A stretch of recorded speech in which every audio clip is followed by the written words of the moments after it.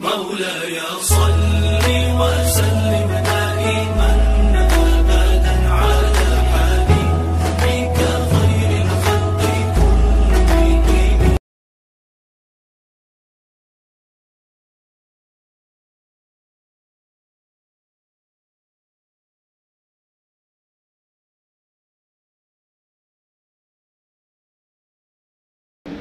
اس سے پہلے بھی یہ احساس تھا اور یہ احساس ابھی مزید تازہ ہو گیا ہے کہ جبھی طلبہ کی محنت الحمدللہ قابل تعریف ہے.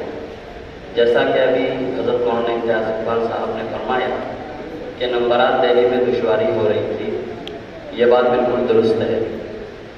آپ سب تعریف کے لائق ہیں، مستحق ہیں.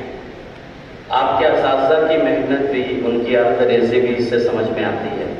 حدیث پاک آپ نے 80 حدیثیں یاد کی، جن میں سے 10 احادیث، اس کا ترجمہ اور اس کی تشریح آپ نے پیش کی. سب کا انداز ایک جیسا تھا. یہ کوئی معمولی بات نہیں ہوتی ہے، اس کے پیچھے اساتذہ کی بہت بڑی محنت ہوتی ہے. قابل مبارکباد ہیں آپ کے اساتذہ بھی. نمبرات آگے پیچھے ہو جائیں یہ کوئی بڑی بات نہیں ہے. اس طرح کے مسابقات کروانے کا مقصد یہ ہوتا ہے کہ آپ کو ایک راہ ملے کہ مسابقات میں یا یہ کہ فن حدیث میں تیاری کس طرح کی جاتی ہے.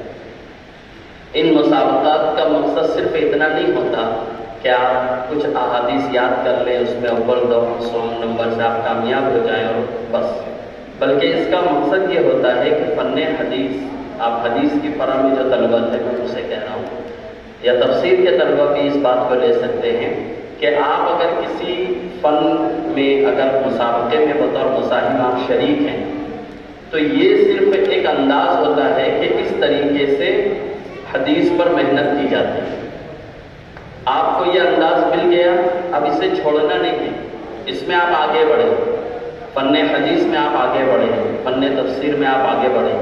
اور میں مدرسہ دعوت الحق کے بانی و ناظم حافظ ساجد صاحب سے گزارش کروں گا کہ ایسے طلبہ چنے جائیں جو تخصصات میں آگے بڑھیں. آپ صرف یہ 80 حدیثیں آپ نے یاد کی، حدیثیں لاکھوں ہیں، یہ ایک سدا بہار موضوع ہے. اس وقت تخصصات میں بہت کمی ہے. ہمارے پاس ایسے افراد نہیں ہیں جو فن حدیث میں تخصص کریں، فن تفسیر میں تخصص کریں، یا ہیں تو بہت کم ہیں. آپ نے جو محنت کی ہے یہ محنت یہاں رکنی نہیں چاہیے، بلکہ یہ محنت اور زیادہ آگے بڑھے. اور آپ ایسا کر سکتے ہیں، آپ کے پاس اساتذہ ہیں، آپ اور آگے جائیں، بڑے اداروں میں جائیں. ابھی سے آپ کسی ایک موضوع کو، اگر آپ نے حدیث کے مسابقے میں حصہ لیا ہے تو آپ اپنے اساتذہ سے پوچھیں کہ اس میں اور آگے کس طرح جایا جا سکتا ہے. آپ نے جتنے بھی جوابات دیے، آپ نے جتنی بھی تیاریاں کی، تو کسی نہ کسی نے اس طرح محنت کی تھی تو وہ چیزیں آپ تک پہنچی. اب ان چیزوں کو محفوظ رکھنا ہے اور اس میں اور زیادہ ترقی کرنا ہے تو آپ کو محنت کرنی ہوگی. آپ کے پاس ایسا ماحول ہے، ایسے اساتذہ ہیں، ماشاءاللہ اچھا نظام ہے. اس لیے میری دلی تمنا ہے کہ آپ لوگ ابھی سے ارادہ کریں، تہیہ کریں کہ ہم فن حدیث میں، فن تفسیر میں اپنے اساتذہ سے مشورہ کر کے کسی ایک موضوع کو ہم ٹارگٹ کریں گے اور اس میں ہم کمال حاصل کریں گے.